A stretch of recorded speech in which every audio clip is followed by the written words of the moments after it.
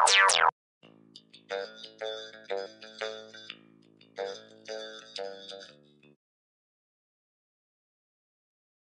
everyone, this is Kindred Cooper, MCAT Solutions Engineer with Hagerman & Company.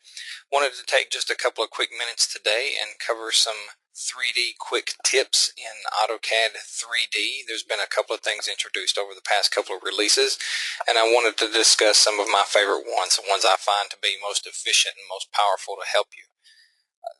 Beginning off, we're working with the UCS. In the past, if you needed to sketch any geometry, the UCS you default to sketch on the XY plane. You would have to change the UCS, change its orientation to match the orientation of a particular face or a plane or an edge. A few releases ago, they introduced Dynamic UCS. That is controlled by this status bar icon here to turn it on and turn it off. Dynamic UCS comes into play whenever you activate a command, so whenever you're going to create geometry.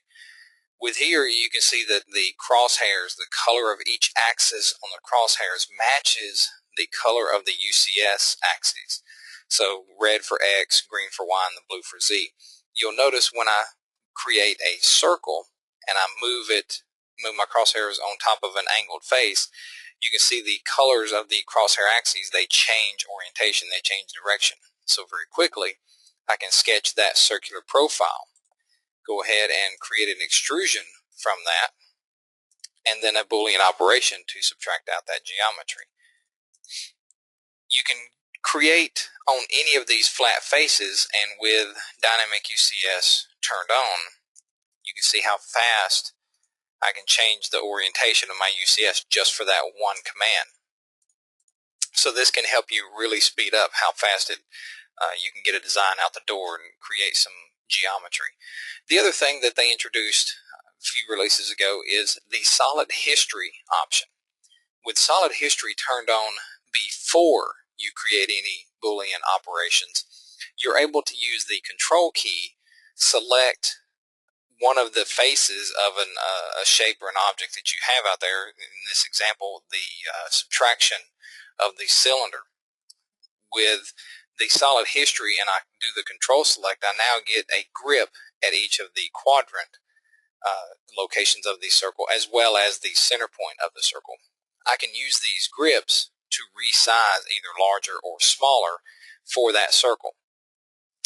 You only get that option with solid history turned on. You will not get the grips at each of the four quadrants with solid history turned off. You can also just choose one of the vector directions in the 3D gizmo here, or one of the plane faces. So in this example, I'll be moving it in the X direction and the Z direction simultaneously, whereas if I just choose one of the axis vectors, I'll move in that vector direction. The other thing that got introduced was the sweep command. It takes the place of extrude along a path, and the reason you want to use the sweep versus the extrude along a path is you get some more options, more controls. So for this example, I'm just going to take and sketch out a small circle at the end of this 3D helical sketch profile, and I'm going to use the sweep command, select the circle, and then select the path.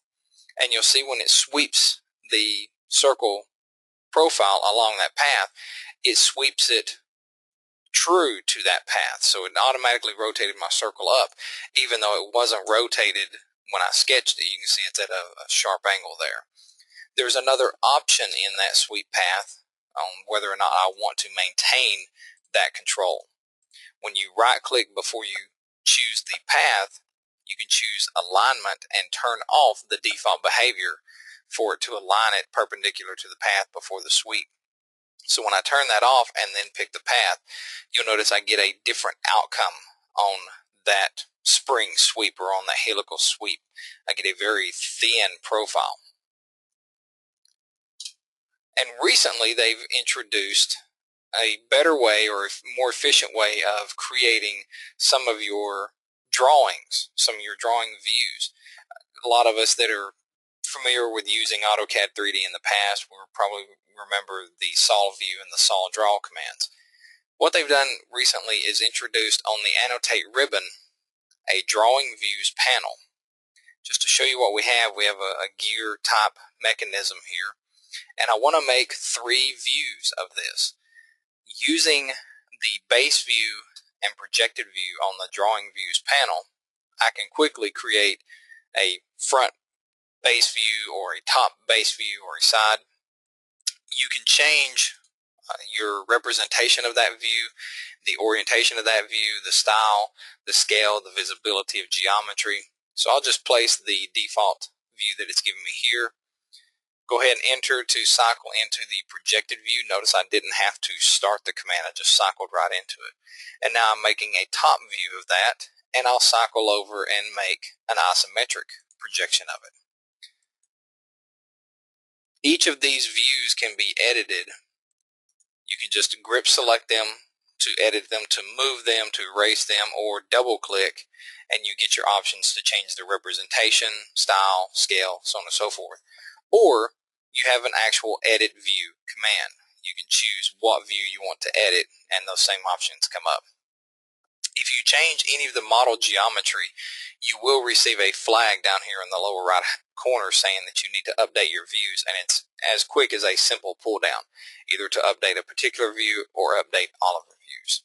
So I want to just take those couple of quick minutes today and showcase some of those topics and some of those tools. And if you have any more questions or need more information, please visit our websites. We have the Hagerman corporate website, our YouTube channel, as well as Autodesk.com for more information.